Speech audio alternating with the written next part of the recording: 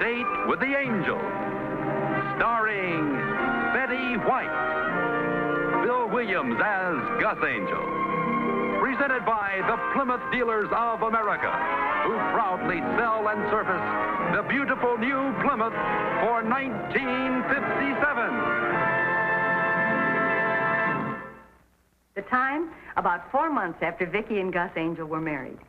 The plot, there's no business like monkey business. The main character, there's no business like monkey business.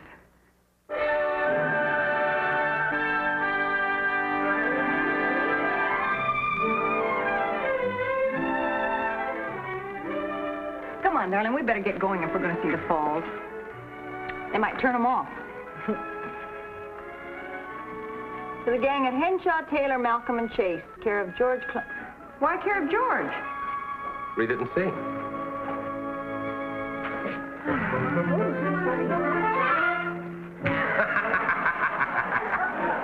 That'll pay him back for the exploding matches he gave to me. Even on your vacation. You know, if I were Mr. Taylor, I'd take a pretty dim view of this. My so-called dignified insurance staff playing practical jokes on each other. Well, Taylor's not as lenient as Mr. Henshaw used to be, but we're educating him. Oh, darling, isn't this great? Great. You have a wonderful knack for changing the subject. Mm-hmm. Shall we go? Oh. Don't forget George's butterfly. Can you see George's face when he opens this letter?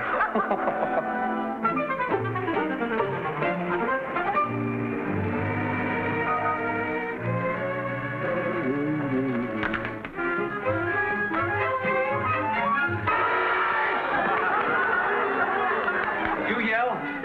Yeah. How do you like that Gus Angel pulling a cheap trick like that on me? Well, George, you should have checked the envelope first. You know, you can feel those things through the paper. Yeah? Here, let me read that note.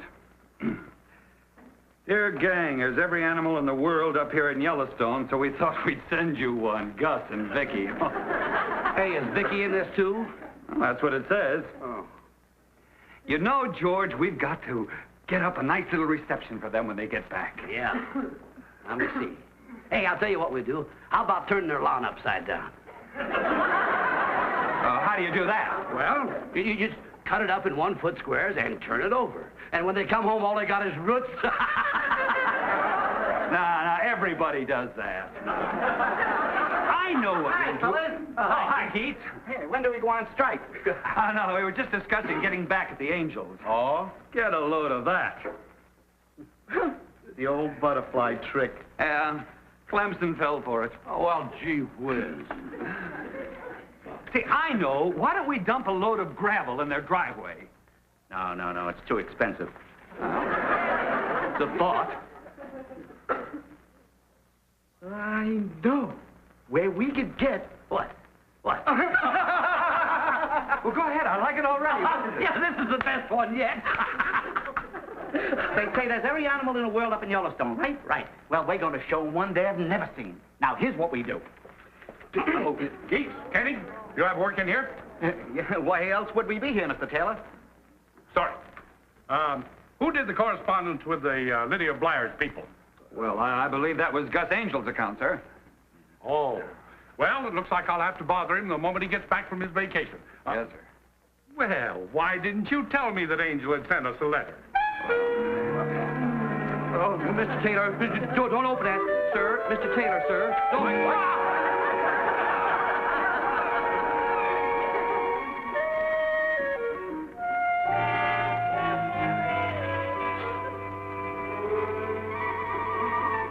Mrs. Gregg, tell Keats and Kenny to return to Clemson's office immediately.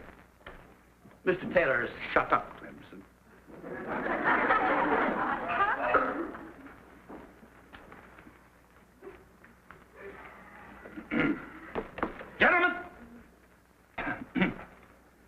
Gentlemen, for some months now, you three men, and Angel, of course, have engaged in a series of undignified and ridiculous and utterly childish practical jokes. Come back here. Sir, I merely happen to be passing Clemson's office. Yeah, me too, sir. George, this is your office. Shut up, Clemson. I am telling you, here and now, there will be no more practical jokes in this office. Do I make myself clear? Yes, sir. Yes, Yes, sir. sir. Yes, sir. Yes, sir. Yes, sir. That will do. Now, you all know how I dislike threats, but this is a business office, and by thunder, it's going to be operated like a business office. Yes, sir. That is all. Fellas, I don't know about you, but he made me feel absolutely juvenile. Yeah. And you gotta admit, he's been a pretty good sport. Now, what do you got in mind? Now, here's what we do.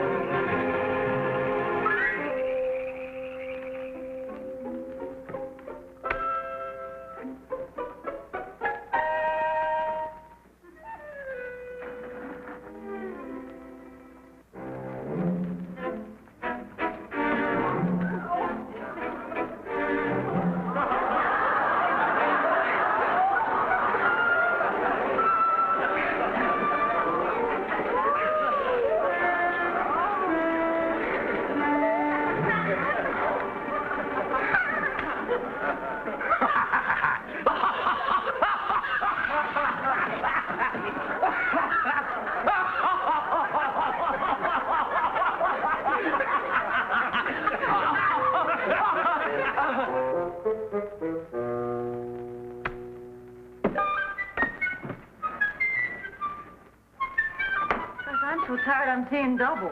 Just the same, I'm glad we drove straight through. Give us the whole weekend to rest up in.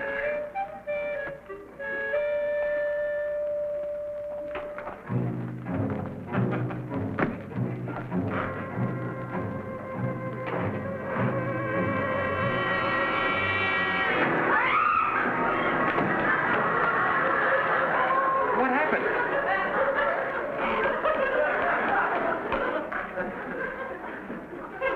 I'm all right. Oh, why'd you scream? Your butterfly came home to roost. Now, what does that mean? There's a gorilla in the bedroom.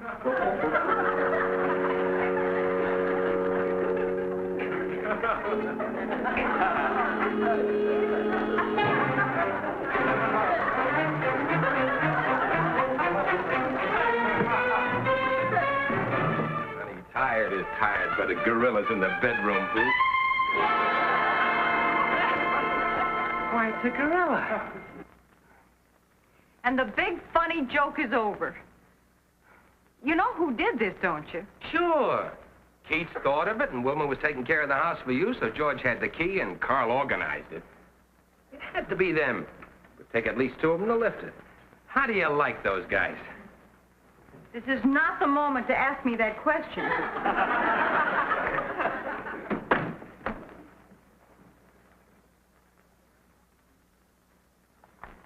Gus, you're not going to go to bed without getting rid of him, are you? Well, sure. What harm can he do? He's stuffed.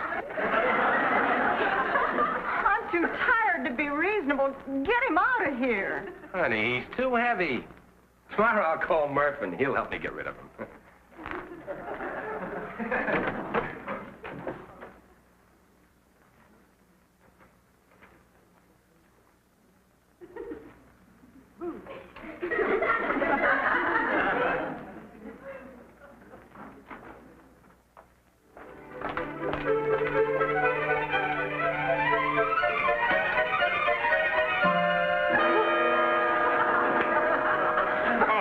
Gus, let's put this thing down. It weighs a ton. Yeah. Good morning. Me, Jane. Honey, Murph had a wonderful idea on how to get even with those guys. Now, honey, we shouldn't get Murphy mixed up in this. Well, that's what neighbors are for. Like I told Gus, these three clowns are going to expect some reaction out of you, and all you do is just nothing. Sure, they won't be able to stay away. You know darn well the three of them will be by this afternoon to see how pale and frightened we are. Well, he isn't exactly cuddly. I'd love to see their faces when you pretend that you don't know nothing about them. They'll flip. I don't mean to sound like a stuffed shirt, but hasn't this practical joke thing gone just about far enough? Well, who are you hurting? Come on, Gus, let's get him out of here. get that door.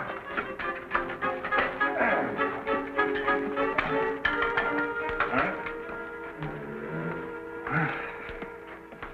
You know, I got a friend does this for a living. Carries gorillas out of bedrooms? No, he's a live gorilla. Well, I mean, he isn't alive. Well, he is alive. But you see, he's got this gorilla suit, and when he gets in it, he looks alive. See, he works in pictures and stuff like that. You know, I bet there'll be plenty of work around for a guy like that. Oh, yeah, there sure is. You know, I've known this guy a long time. He works all the time. Him and me used to drive a cab together. Well, see, we didn't both drive the same cab. I had my cab, and he had his cab. We know, Murph. Yeah. Do you think you can get this guy to come over here? Who? This gorilla friend of yours. Kelly? What do you want with... Gus, no. Who you hurting? Yeah. Gus, we have one gorilla. We don't need two. They deserve it. What those guys did to us. No. Can't you see their faces when the stuffed gorilla moves? Well, I just don't want you...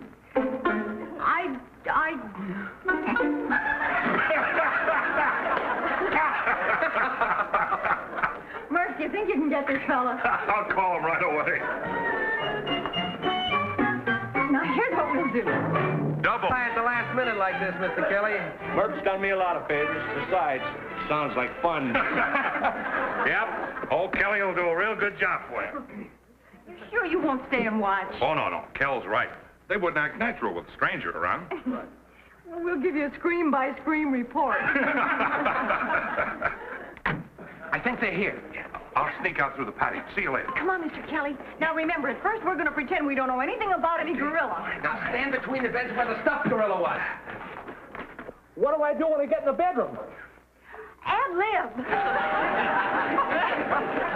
Oh, it's good to see you, boy. Well, Vicki, welcome home. How was Yellowstone? Hi, Vicki, honey. How are you? What a surprise. Glad to see you. Well, I just stopped by to return your key, and look who I run into on the front porch. Well, I happened to be in the area, and suddenly I remembered you were about due home. Just get in today, kid? Last night. Late. Oh.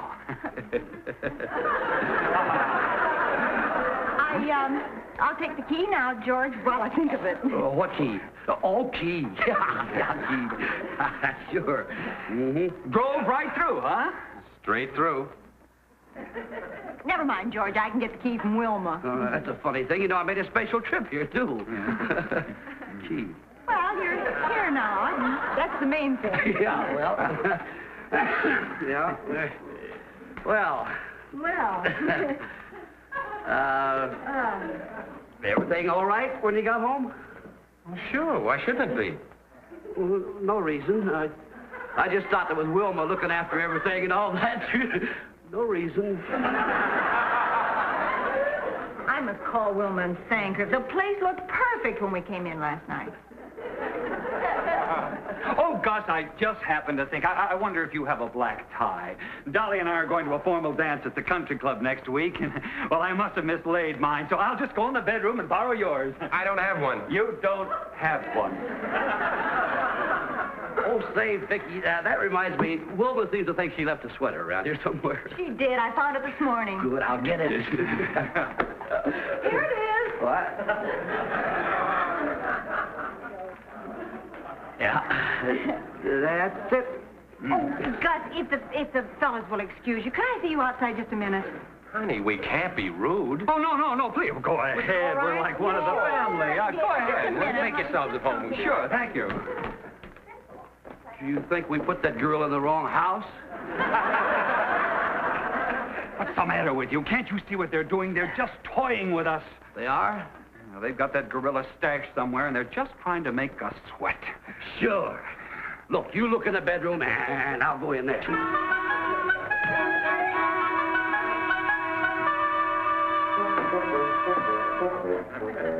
It's okay, George. It's right where we left. I was right. I sat on the back porch. Now, look, here's what we're going to do. You're talking about the gorilla. He's in the bedroom.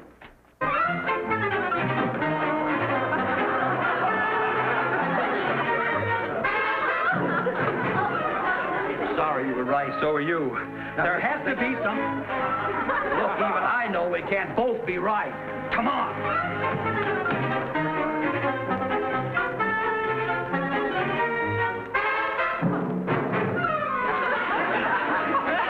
Wait a minute.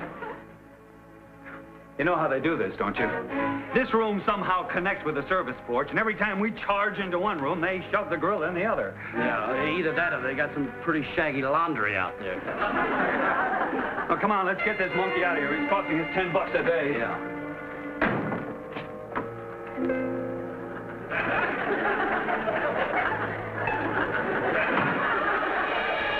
Carl? Yeah? You remember him having loose eyeballs? Loose eyeballs? Well, either they're loose or he's watching us. Oh, come on. Carl. Yeah. Does he feel kind of mushy to you? Ah, it's just that the room is warm and he's softening up a bit. You know, you're right, though. There's something different. They've done something to him. Well, come on, let's get him out. No, wait a minute, George. Let's sit down and attack this thing intelligently. Intelligently? Yeah.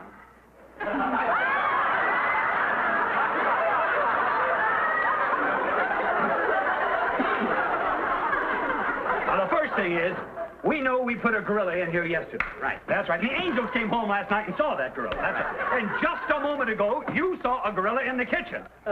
Laundry room. That's right, in the laundry.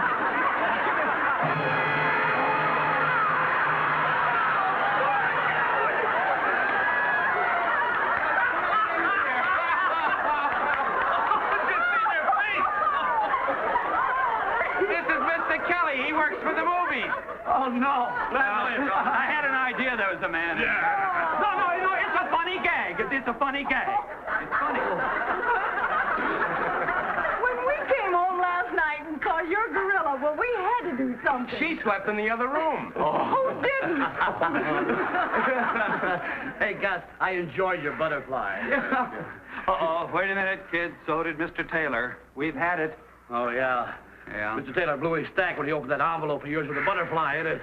Oh, no. Yep, I'm afraid we're going to have to find some other little game to play at the office. He told me to warn you, Gus. I'm warned. You know, it's a shame Keats couldn't have been here to see all. The whole thing was his idea. Nah, he'll be around. It is a shame. He will? Oh, sure. He's got... Yes! Yes, Vicky. Yeah. Now, here's what we'll do. We'll get Mr... Can you stay just a little while longer, Mr. Kelly? I'd love it. All right. We'll pull the same gag we did on you, except we'll do it in the living room. And when Jim Keats sees us and he's not... There he is. Now, you come in a little while and don't let him see you move. Have fun.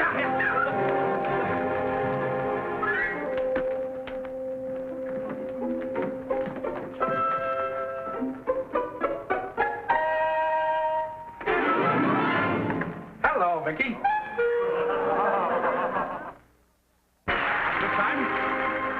I'll call Gus. Oh, no. I realize it's a very poor time to call, but you see, my vacation is starting Monday, and, well, I wanted to brief Gus on one of our clients. Lila and I go to Europe, leaving Monday. You can't leave soon enough. Yeah. Don't you find? Yes, you're quite right. I just hope you have as good a time as we did. Right. Thank you for the candy. That was so sweet of you. Oh, not at all. Angel.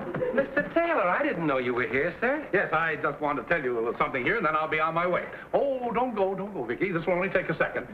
This is the Blyers account. These papers, Gus, were at my home, and I wanted you to have them before I left. Send everything to her home and nothing to the plant. And, everything in trust. Well, I guess that's it. Well, I'm awfully glad you're home, and you can know how glad I am that I'm going. Oh, yes, we can. Oh, well, goodbye. Goodbye, sir. Oh, Gus, there is just one thing more. I had to give the boys quite a dressing down the other day. It's about those eternal practical jokes. Angel, they've got to be stopped. Now, you're the stabilizing influence down there, the office.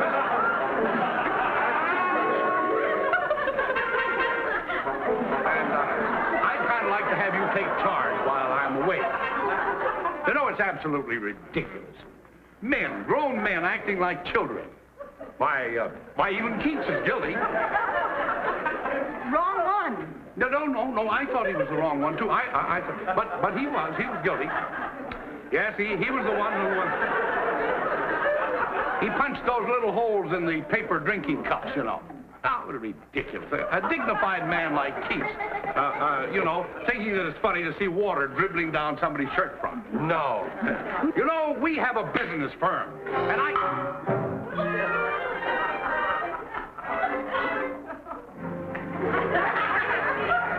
we have a business.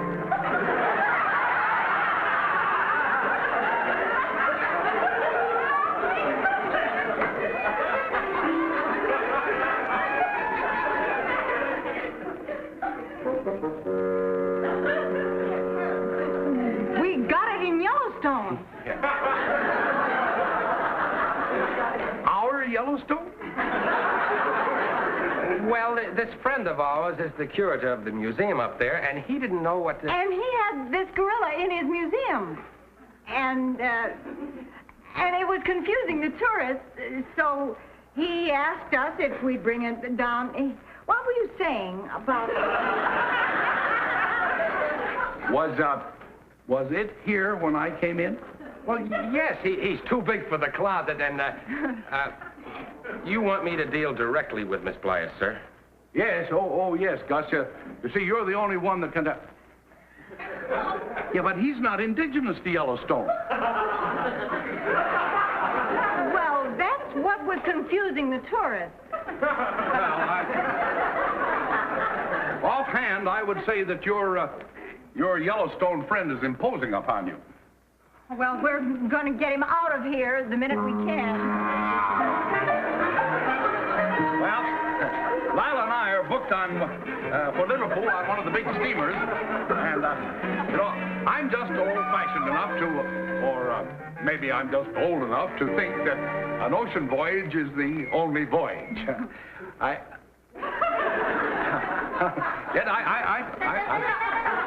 may be old-fashioned, but I always say that an ocean voyage is the only voyage.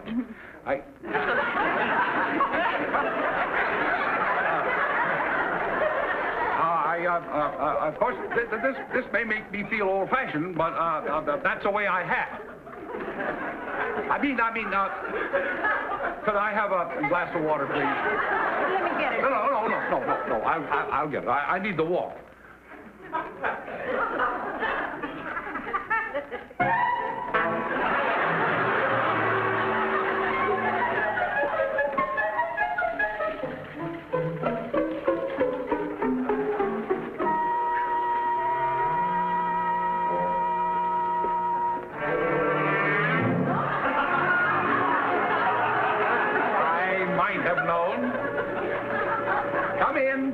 Come in. Well, how appropriate. Now we have a two-headed friend. Gentlemen? Mr. Taylor. Shut up, Vincent.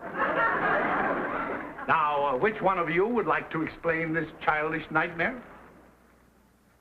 Well, you see, sir, Keats Clemson and I, we rented that gorilla with the idea of stashing it in the Angel's bedroom so that when they came home tired from their vacation, they'd... I know.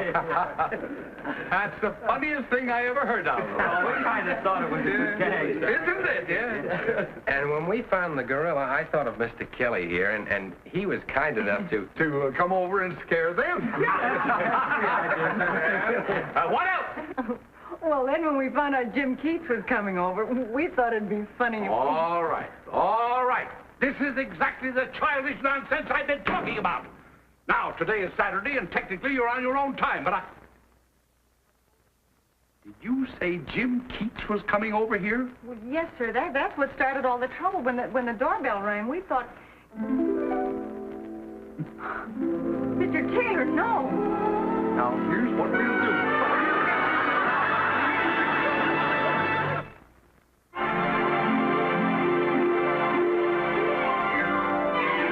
Got a date with an angel, going to meet her at 7.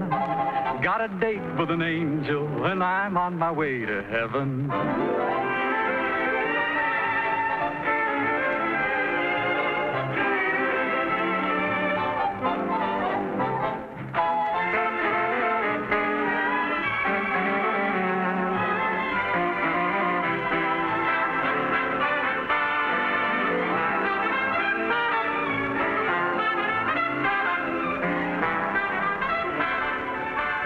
Ladies and gentlemen, your Plymouth dealer invites you to watch the Lawrence Welk program Top Tunes, and you tell it on this same network.